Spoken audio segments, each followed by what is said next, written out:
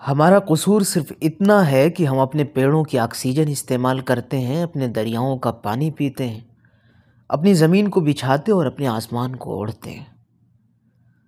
ہمارا قصور صرف اتنا ہے کہ ہم اپنے نام سے پکارے جانا چاہتے ہیں، وہ نام جو ہمیں اپنے آبا و اجداد اور اپنی دھرتی سے ملا ہے، مگر وہ ہمیں باغی قرار دیتے ہیں۔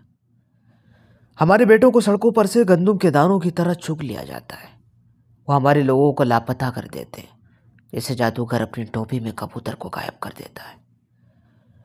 وہ ہمارے بچوں کو یوں غائب کر دیتے ہیں جیسے وہ کبھی تھے ہی نہیں، وہ صرف کاغذات میں زندہ رہتے ہیں، نام، تاریخ پیدائش، والد، قوم۔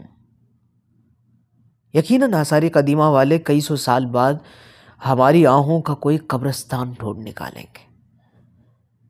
ان کے بس میں ہوتا تو وہ سورج کو کسی ٹارچر سیل میں پھینک دیتے، چاند کی لاش کسی بوری سے ملتی، ان کے بس میں ہوتا تو وہ زندگی کو کسی جعلی انکاؤنٹر میں مار دیتے۔